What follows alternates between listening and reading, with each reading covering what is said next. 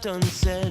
Days that can't be counted by the time till rent. Tomorrow's just another like the one that comes next. The corner of the highway that leads to the job at the desk by the boss with the elegant watch.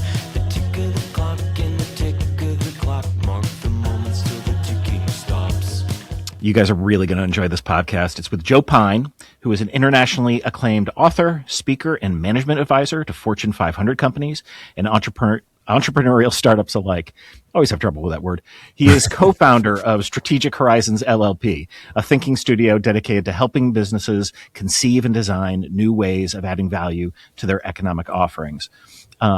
Pine and his partner, James H. Gilmore, re-released in hardcover The Experience Economy, competing for customers' time, attention, and money, featuring an all-new preview to their best-selling 1990 book, The Experience Economy, Work is Theater and Every Business a Stage. That sounds intriguing. His new book is called The Transformation Economy, Guiding Customers to Achieve Their Aspirations. Enjoy the pod. Joe Pine, welcome to the podcast. Thanks, Kelly. It's an absolute pleasure to be with you, although you can't make me older than I am. The original book came out in 1999, not 1990. Did I say 1990? Oh, well, that's what it sounded like. Yeah, you're not, I was going to say Ben Franklin. That's older than that. So I was just a couple of chapters into this book when I somewhat smugly realized that I could really impress you by applying all my years of theater and improv knowledge to show you how these worlds connect. Of course, it was just a few chapters later that you already made that connection. So it's a good thing I read the book the whole way through, right? That's good. That's good. So let's jump into that. You talk about theater, you talk about improv, because it doesn't surprise me or my audience because we talk about this all the time. We are performing. Right. Exactly. That's why the original version of The Experience Economy, the subtitle, you said, work is theater and every business a stage. Whenever you're on work, you're in front of customers, you're on stage. I often like to, it's in the book, but I like to quote famed stage director Peter Brook in London, who wrote a book called The Empty Space. Yep. And the opening line of the book is, I can take any empty space and call it a bare stage. A man walks across this empty space while someone else is watching him, and that's all that is needed for an act of theater to be engaged. In other words, the simplest definition of acting is someone watches someone work, right? Yeah, and so you're on stage. I don't know if you know about the origin story of the Second City and the social worker Viola Spolin. Is this news to you? I remember reading about it once upon a time, but I don't remember it, no. So Viola was a social worker at Jane Addams Hull House in the 20s and 30s here in Chicago. Her job was to better integrate immigrant children coming to her care. So she created all these improv games, which are still the things we use to train our people, many of which were in silence or gibberish because the kids didn't always share language. And her son, Paul Sills, was studying at the University of Chicago, taught these to his friends, Mike Nichols and Elaine May. The rest is history. I know that. Did she write a book with like 80 improv tools or something? So she is improvisation for the theater is the Bible of these improv games, and there's been variations off of that. But that's still in print today. Northwestern. University. I do think I have that book. Great. So I found a quote of Viola's because transformation is something that is essential in terms of improvisation. And she wrote, theater games are a process applicable to any field, discipline, or subject matter, which creates a place where full participation, communication, and transformation can take place. Yes. And as we all know, when you're writing, that last one is the one that you really want people to key in on. So this is not a foreign concept, which I love to you, and I want to get into all of it. But what I also, you coined the term the experience economy, I believe, correct? Correct. Yeah. So that, and again, applicable, of course, to what we're doing, the creating of experiences. Absolutely. What happened in the world that you were like, it's no longer this, it's now this? Well, so point of fact, the transformation economy has been there from the very beginning. Yeah. I discovered this in the mid-1990s after I left IBM, which is where I started my career. And it's from my first book, Mass Customization, which is about efficiently serving customers uniquely, giving them exactly what they want at a price they're willing to pay. And I recognize that if you look at the economic distinction between goods and services, goods are standardized, services are customized. right? That actually turns goods into services when you customize them. Somebody asked me, what happens when you turn them into services? And I said, well, customization automatically turns services into experiences. And literally came out of my mouth, it's Providence. I had no idea. And I said, well, hold on a sec. That sounds pretty good. Let me write that down. Yeah. And so I figured out that experiences were in fact a distinct economic offering. Therefore, there'd be an economy based off of experiences, just like agrarian economy, commodities, industrial economy, goods, and the service economy. But one of the things I was trained when I was in strategy at IBM is always to ask what's next. And so I said, well, what happens next? And what if you customize an experience? And what if you design an experience that's so appropriate for this particular person? Then you can't help but turn to what we often call a life-changing experience. In other words, an experience that changes us in some way. And so that's what transformations are. The transformations, too, are a distinct economic offering, different than the others, where you use experiences as the raw material to guide people to change, to help them achieve their aspirations. But it actually is the last two chapters of the Experience Guide. We talk about transformations. And I've been asked for over 25 years, well, when are you going to write a full book on it? Yeah. To which I always said, well, one, the world's not ready for it. And two, I don't know enough about it. Right. And that's what's changed, right? To make it time that I began to realize that the world is in fact ready for this, that you can see it. One of the things was the rise of coaching over the last 20 years, how there's a coach for everything today that wasn't the case, 3 decades ago. Another was the creation of the World Experience Organization. Out of London, James Wallman created this organization for everybody in the experience business. And I talked to all these designers at their campfires, at their summits and that. And to a person, they talked about how they wanted to design transformative experiences, not just memorable experiences, but those that transform us. And I could see it in my consumer research and looking at things as well. So I said, okay, now's the time. And so I started researching it more, doing it more, and then started writing it almost exactly 2 years ago, and now it's finally out. When my wife ran the Second City Training Center and she would do orientation for the brand new students, these are the babies, she would say, this work will change your life. Right. And she meant it, of course. But what she was also doing was priming them to realize that themselves. Yes. Because, that's also part of the problem is with the transformation is people have to recognize that they can transform. And I think maybe the other thing that has changed is more and more people feel like they have some sense of agency that maybe they didn't feel before, whether it's, and there's ills to go with all this stuff, but the leavening and the evening, right? Of like, no, now I can be heard. I can have a network. I don't need someone to stand between. I don't need a gatekeeper. That certainly happened at Second City. People can take their stuff to TikTok and get seen and hired by Saturday Night Live. So I wonder if all of that is also endemic in why now. Yeah. And in fact, I can point to somebody. I used to work with a company headquartered in Chicago called Diamond Technology Partners. They're part of PwC now. Yep. And worked with them on the experience economy as well as on mass customization with their clients and so forth. And one of the consultants, sort of a new consultant, took this to heart and said, and went to Second City and took improv classes. He said, I want to be able to project on stage. I want to be on stage. I want to be a performer, right, who captures the audience. And he was able to do that. And it changed the trajectory of his career to be able to be on stage. So absolutely what you have done with those is transformative. And it's just what you do or what Second City does is hard not to transform people the way you do it. You'd have to really work at it not to be transformed. Yes, because we're basically teaching you to not have a script. What are you going to do? Actually secretly smuggle a script in? Script in there, right. And it just happens to be to match what the other people in your ensemble are doing. No. Yeah, exactly. I think you've pointed out a thing I didn't realize, which is like we're like the Fort Knox of transformation. All right. A couple weeks ago, I moseyed down to my local Starbucks. And I'm like, what has happened here? It is transformed from torture architecture to nice like couches. I'm having a flashback to Starbucks of many years ago. Yes, exactly. And actually the guy behind the counter goes, yeah, it would have been nice if someone had told us this was going to happen. But it is so the Starbucks at Second City not changed yet. What's going on? Right. So a colleague and I actually wrote an article for the Harvard Business Review, June of 2024, on how Starbucks is commoditizing itself.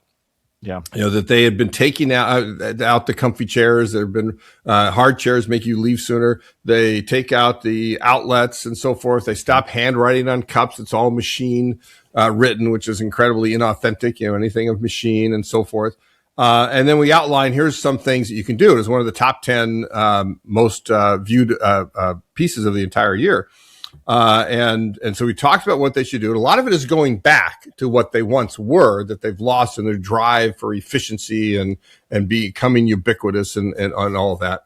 And I'm sure this is total, absolute coincidence. But 3 weeks after they published it, they fired the CEO and they hired a guy who's like going down our list of things that you need to do.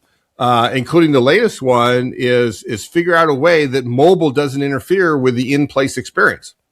It still drives me crazy that they call them stores, right? They're not stores; they're experience places, right?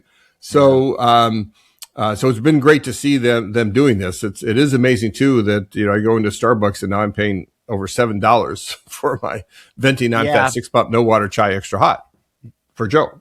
It makes no sense. It's like, I look at that every once in a while too. I'm like, why am I paying this? But also, I'm addicted, and it's habit forming and all that. Maybe 2-3 years ago, I started to get all the books on flourishing. Yes. And now they're coming like a wave, right? And I've already done the interview. There's one published on Tuesday that somebody just sent me, right? One on Flourish, same day as mine. Yeah. All right. So, and I'm down with flourishing, but talk to me about how you approach flourishing inside this book.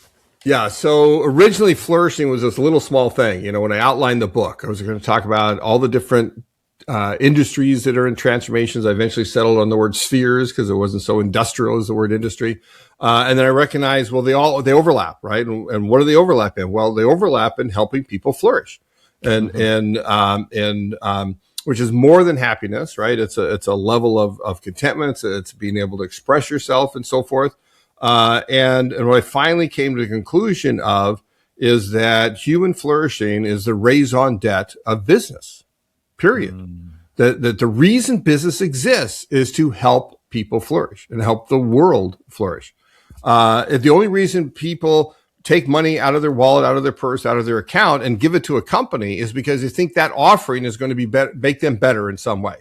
Whether it's a commodity, goods, service, experience, or transformation. Transformation is the most direct way where you obviously specifically say, make me better. But we buy all the others. Now, sometimes we're wrong in our assessment of what that's going to do. Sometimes the companies don't always do what they said they would do. But on net, if you don't contribute to human flourishing as a business, you're a racket.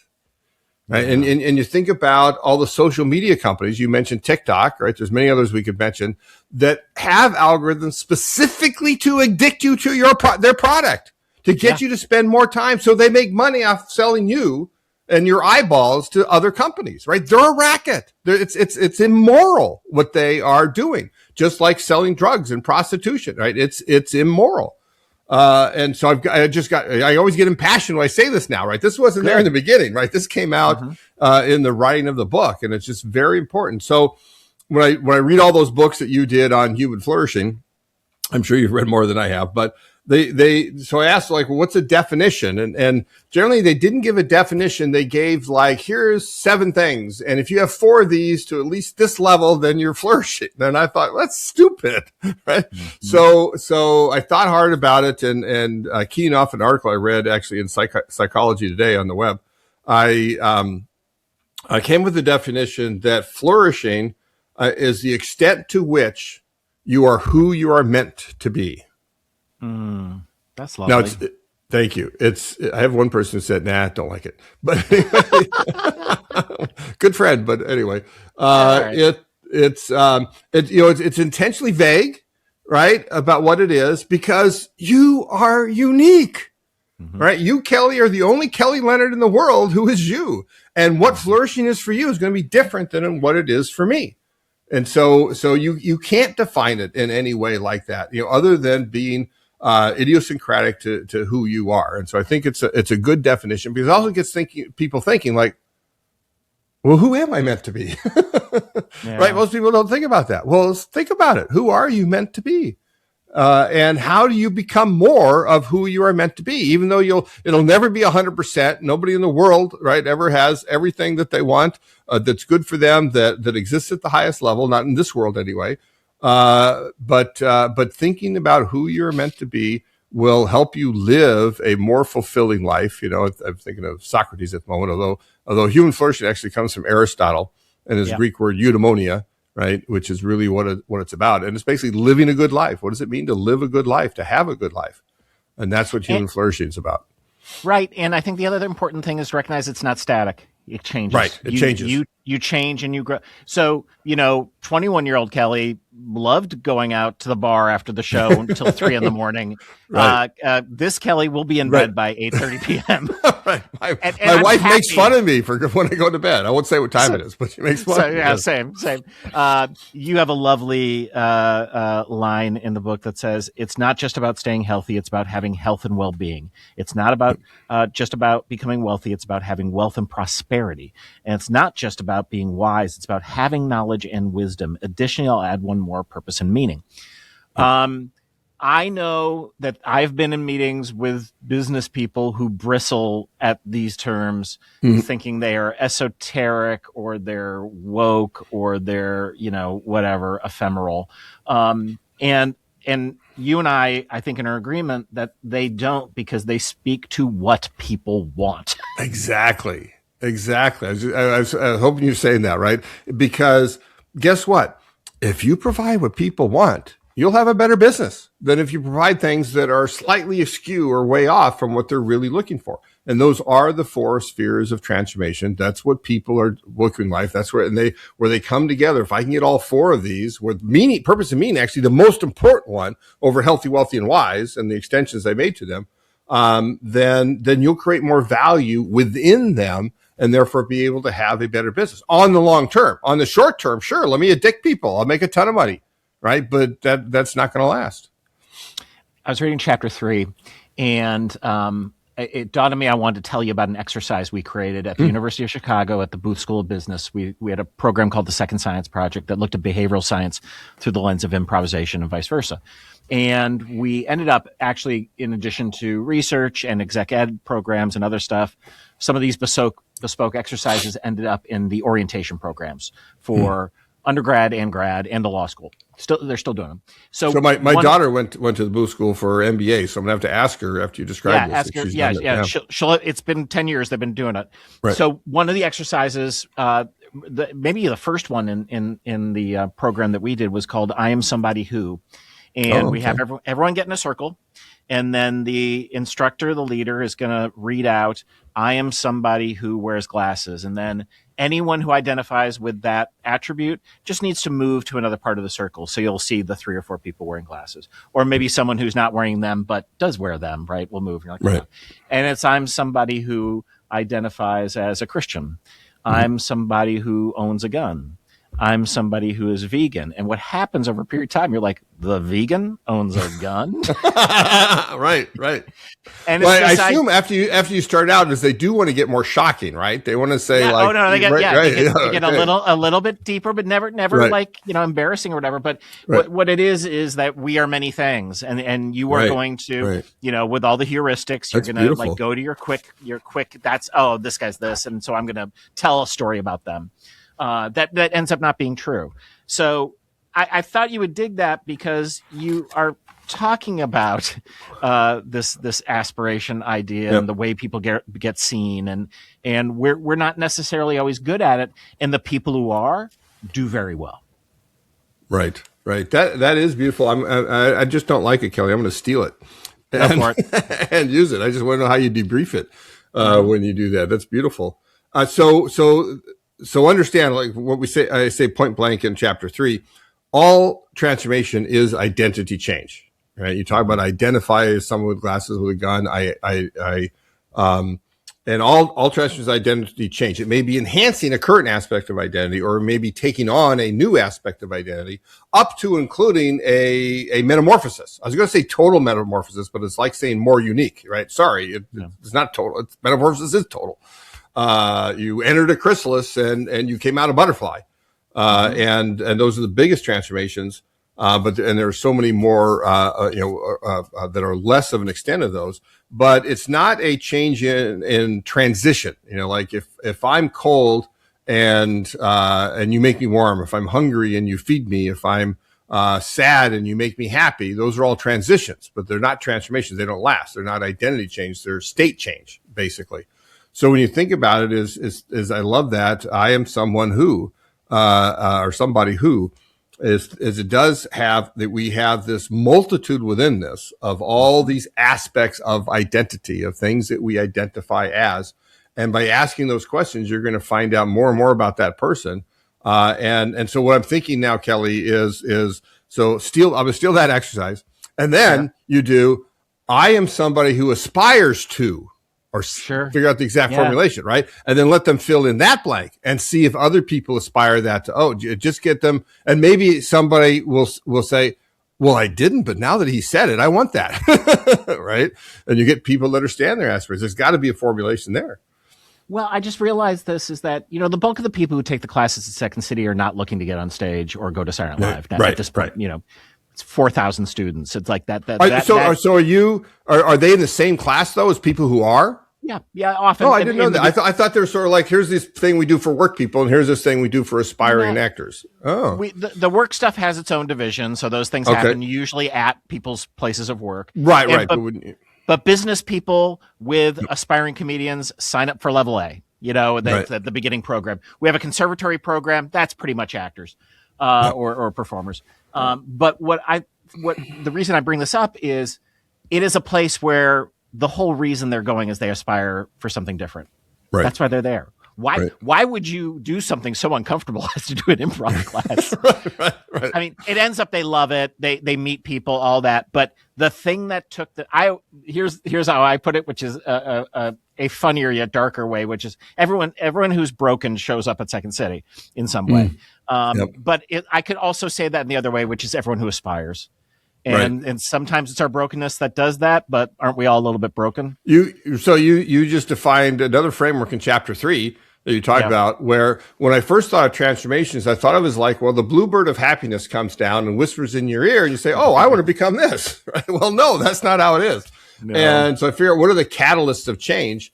And one of the things my research showed I was surprised at is trauma is a huge factor in transformation and why people want to transform. It's the brokenness that we have that causes this desire to change. Often that's getting back to whole. You think about somebody who's told you have cancer, right? And you don't hear the next 5-10 minutes of words being said because all you can think about is in my terms, not that anybody thinks exactly this way. It's like my identity has just changed to somebody who has cancer. Right. Sure. And that is traumatic to me. And I now have to figure out, how I get back to whole, so to speak. Right. So all this fear and everything's coming in, maybe not to the extent of brokenness, but at least a big, heavy dose of fear. And to getting back to whole, whatever the doctor is going to do, I won't say it's a small part, but it's not close to the total of what you need. Right. Your needs, your aspirations go far beyond the pure medical to psychological, to spiritual, often to thinking about your whole body and the wholeness of who you are and so forth. And healthcare companies are not prepared to do that. But if you think of your business as not healthcare, but health and well-being, right, then you say, okay, to get back to well-being, it's going to take a lot more than surgery and chemo and so forth. Yeah, we created a improv for caregivers program some time ago with a group called Caring Across Generations and the Cleveland Clinic. And it's primarily was using improv to work. So for doctors or nurses working with patients or home caregivers, idea of getting out of your judgment and your fear and your shame brain, judgment of self, judgment of others, the yes-anding through maybe they've got dementia, this idea that you could do that, all these different elements. And I just had a hospital experience, and I was amazed at I would say the percentage of people who were, who listened to me fully, were empathetic, was like 90%. Wow. Years ago in any of those situations, that would be the opposite. It would be like 10%. Can I ask which hospital it was? Yeah, it was Advocate, Illinois Masonic. Okay. So right at Halstead and Wellington. And I was in the new wing. I'd been in the old wing before. Not good. New wing's good. But Good. but yeah, it was amazing. And and the other thing, like this, I've got a heart thing that I got to deal with, and this the surgeon's showing me the pictures on the phone. He's like certain things, like, how much of this do you want to know? I'm like, only a little. Right. I want to know the important stuff, but even asking me that question as opposed to just assuming. Right. So, Right. but obviously, healthcare is such a big area that needs this work, and I don't blame them completely, because we're in a structure and in a paradigm that itself is incentivized so terribly. Yes. Yes. Well, and a lot of that is the healthy, wealthy, wise, right? Healthcare and education. What industries have more government intervention than those industries? And that's why they're screwed up fundamentally, instead of letting people make choices based on supply and demand and so forth. And also, they have healthcare in particular doesn't have the right mindset of being about making people whole, of being about transformational versus doing our procedures that we want to do for people. You see pockets, right? I mean, there was a school in Dallas that was using arts education with nurses and doctors as part of the training, as part of the medical training. And there's other pockets, but yeah, it needs a transformation. You note in the book, of course, you talked about the transformation offerings are individual, but you also say, and I think this is a point I want to talk about, they must be sustained through time. Yep. That's harder. That's harder. Exactly. So we can have these transformations that can change us, but that dissipates over time, that we tend to lose it. Like, we use GLP-1s and we lose 30 pounds, but if we take off them, guess what? Those pounds are almost always going to come back unless you really work hard at that point, unless you change your behavior that you keep in addition to taking the semaglutides. If we go to a fitness center to become more fit and gain washboard abs, let's say, and it doesn't last, right? New Year's resolutions don't last, almost universally don't last. And so a key part of the function of a transformation guider, right? The company that guides transformations is to make it last, to sustain it through time, to have what I call follow through, not just follow up. Hi, how you doing? But follow through, ensuring that the transformation takes hold over time. And most transformation companies today fundamentally don't do that. And so they it's like half the job is done. You need to maintain that relationship with them and help guide them through it. I've got a friend, one of our certified experience economy experts, who used GLP-1s to lose like 80 pounds, but she had lost weight before and gone like this. But she used a company called Calibrate that subsumed the physical good, right, of the drug, the pharmaceutical, into a behavior change program. And they don't stop when you've gotten to your weight goal, right? The key is, no, we keep going with you with weekly check-ins, with coaching, with tips and inspiration and so forth to keep that going. So you actually sustain that weight loss. I mean, that's the biggest problem with weight loss is you just start gaining it back. You have to have that focus on ongoing maintenance of that weight. For my birthday last summer, my wife gave me an Apple Watch, and I was a little confused because I didn't ask for it. I didn't think I was interested in wearables. But my wife knows how competitive I am. I am right. To the You're point measuring that your steps.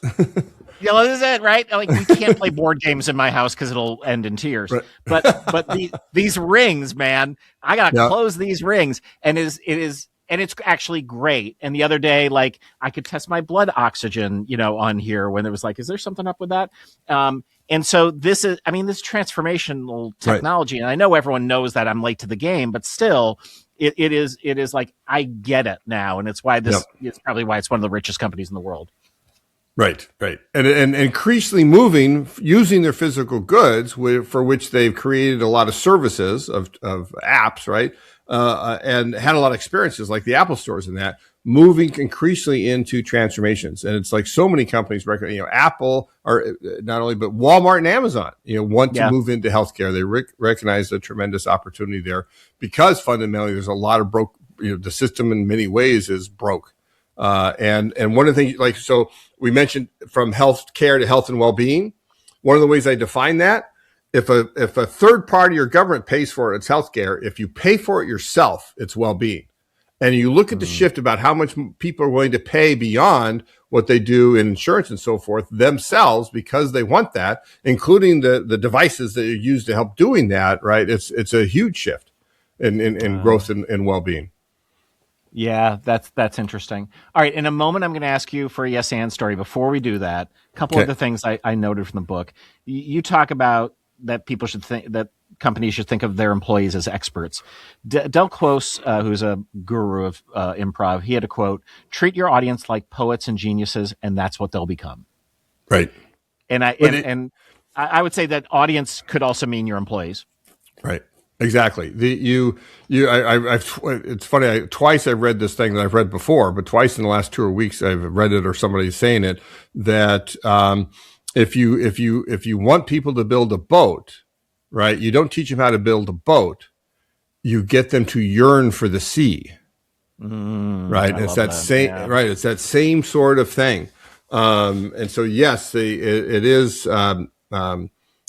Absolutely where experiences apply to employees as well as your customers for that. Human flourishing applies to your employees. You need your employees to flourish. So out of that abundance, they can help your customers flourish. You need the community to flourish. You need the world to flourish so that you have a market for your offerings. And it's all wrapped up in there. You need to be a net contributor to human flourishing in the world. And again, the most direct way to do that is transformations of your employees and of your customers. I was really glad you mentioned Clayton Christensen's idea around jobs to be done. Jobs to be done. Yeah. We haven't talked about it on the podcast. I'm like shocked in 10 years that this hasn't come up. And you say it's a good way to think about your transformation offering. So first, tell us what Christensen was talking about and how you apply it here. Yeah, its basic idea is like we don't buy goods, we hire them to do a job. You know, the classic example came from a HBR article, I think in the 60s, called Marketing Myopia, where it talked about Ted Levitt was the author's name, and Christensen built on top of that. But it talked about you don't want a drill, you want a hole. Right now, there are many ways you can get that. You can hire a drill to do that. You can hire a contractor to do that. You can Tom Sawyer somebody to do it for you. So it's everything is a job to be done. And in one article, Clayton Christensen, just almost as an aside, he talked about functional, emotional, and social jobs, which right, getting down to particular, which was great. A colleague of mine, Dave Norton, founder of Insights Consulting Stone Mantle, picked up on that, and he helps companies figure out what are the jobs your customers are hiring you to do, and recognize there is functional jobs like the door on your car's got to close. There are emotional jobs like the door's got to sound good when it closes. I don't want it to sound tinny, right? It's got to be good. Yeah. And there are social jobs, right? Which let's say it's I want to make sure when I close it, it doesn't catch my wife's coat in the the door as a social thing. And what Dave and I figured out also is that there are aspirational jobs. There are aspirational jobs that people are hiring this product because they do want it to fulfill some aspiration. So it may not be a full transformation, but it's transformational that it does something. And for the most part today, most transformations are done where you as an individual are your own general contractor, right? So you want to get more fit. So you hire organic produce and protein bars, or actually just a creatine to be able to get more fit. You hire books that you read about it. You buy devices that will help you do that. You may buy a little bit of a gym set in your home. You buy services like the apps on top of those devices to track your things. You may buy and hire an experience like a fitness center that I can go to and become more fit, incorporating all of this. And then you may go to the level of saying, I want a personal trainer, right? Who really are in the transformation business because they'll sit on you and tell you tell them a goal, they're going to make that happen. Because it's not the outcomes, not the inputs that they do. And increasingly we can turn that general contractor over to companies that can do that aspiration for us. Such a different way to think about your day-to-day experience in the world of work. And so important because we get in the rut and we're like, why isn't this working? And it's like, just widen your lens, man. Just like you're too in the weeds. You were too in the weeds. Right. All right. We always ask our guests for a yes and story at the end. Do you have one for us? Well, it's funny when I saw that in your list, asked for a yes and story. I said, "Oh, I got this great thing. It's perfect." And then I realized, no, it's a acting as if story, so that doesn't work. I just got confused. But so my yes and story is why I'm here today. Okay. Right, writing these books. Yeah. I was back at IBM. Right, I started at IBM, worked there for 13 years, very technical jobs, moved up into management strategy. For a reward for a project that I did, I still remember my manager coming to my office, say, "Hey, IBM's got this program where they send 4 or 5 people a year to MIT to get their master's degree. Would that interest you?" And I said, "Well, I have to ask my wife, Julie, who actually used to work for the same guy as well. But yes, right? Yes, I will do that. Right? Sign it up. I'll make sure to do it." Yeah. And he submitted it and worked. Well, then I found out I had to write a thesis. And I said, and I'm going to turn my thesis into a book. Really? And that was my first book. The entire time I outlined a book. I was doing my thesis. I got the first 4 chapters done. And then when I got back to IBM, I finished it. I worked with Harvard Business School Press to publish it. And that's why I'm here today. That was my original book on customization. It allows me to discover the experience economy and transformation economy and everything else. That's different from multitasking. That's like smart tasking. So like I'm doing this Right, thing. exactly. I might as well add on to this other thing because you're going to do that. You're writing like crazy. I mean, anyone who's done those programs. Oh, I love that. I really love my cohort thought I was crazy. Right? They just want to get their thesis done in that. They thought I was crazy to do that, but I did it. I love it. The book is called The Transformation Economy, Guiding Customers to Achieve Their Aspirations. Joe Pine, thank you for coming on the pod. It was an absolute pleasure, Kelly. Thank you.